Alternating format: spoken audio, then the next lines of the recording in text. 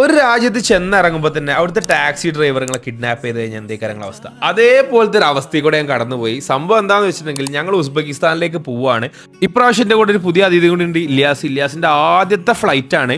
പോനെ നമ്മൾ ഫസ്റ്റ് തന്നെ കൊണ്ടുപോകാൻ പോകുന്നത് ഉസ്ബെക്കിസ്ഥാനിലേക്കാണ്. അപ്പോൾ ബാംഗ്ലൂർ എയർപോർട്ടിൽ നിന്ന് നേരെ നമ്മൾ ഡൽഹി ലാൻഡ് ചെയ്തു. ഡൽഹിയിൽ ഏകദേശം ഒരു 6 മണിക്കൂറിൻ്റെ മുകളിൽ വെയിറ്റിംഗ് ഉണ്ടായിരുന്നു. അത് കഴിഞ്ഞ് നമ്മുടെ ഉസ്ബെക്കിസ്ഥാൻ എയർവേസിലാണ് നമ്മൾ ഉസ്ബെക്കിസ്ഥാനിലേക്ക് പോകുന്നത്.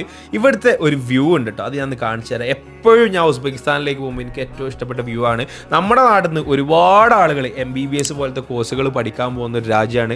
ഞാൻ പോയതിൽ വെച്ച് ഏറ്റവും മനോഹരമായിട്ടുള്ളൊരു രാജ്യമാണ്. ഈ സെൻട്രൽ ഏഷ്യൻ കൺട്രീസ് നമ്മളൊന്ന് എക്സ്പ്ലോർ ചെയ്യേണ്ടത് തന്നെയാണ് കേട്ടോ. ഉസ്ബെക്കിസ്ഥാനിൽ ലാൻഡ് ചെയ്തു. ഞങ്ങൾക്ക് പോകാനുള്ളത് ആൻഡിജനിലേക്കാണ്. അപ്പോൾ ടാക്സി ഡ്രൈവർ ഇതാണ് നമ്മുടെ സ്പൾബർ, മൂപ്പരാണ് നമ്മളെ കിഡ്നാപ്പ് ചെയ്തോ എന്നൊരു സംശയം നമുക്ക് തോന്നിയത്.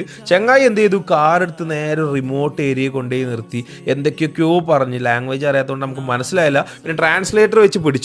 പിന്നെയാണ് മനസ്സിലായത് പാവം ഇവിടെ ഒരു വില്ലേജിൽ മുന്തിരി വള്ളി വാങ്ങാൻ വേണ്ടിയിട്ട് വന്നതാണ്. പിന്നെയാണ് മനസ്സിലായത് ആളൊരു മുന്തിരി കർഷകനാണെന്നുള്ളത്. അപ്പോൾ ആദ്യം നമ്മളൊന്ന് പേടിച്ചെങ്കിലും പിന്നെ മൂപ്പരനെ കൊണ്ടുപോയി നമുക്ക് ഫുഡും കാര്യങ്ങളൊക്കെ വാങ്ങി തിന്ന് പൈസ നമ്മൾ കൊടുത്ത് എന്നിട്ട് നമ്മൾ എന്ത് ചെയ്തു, ആൻഡിജനിലേക്കുള്ള യാത്ര തുടങ്ങുകയാണ്. ആദ്യത്തെ ഭക്ഷണം ആയതുകൊണ്ട് ഇല്യാസിന് ഇവിടുത്തെ ഫുഡൊന്നും പിടിച്ചിട്ടില്ല.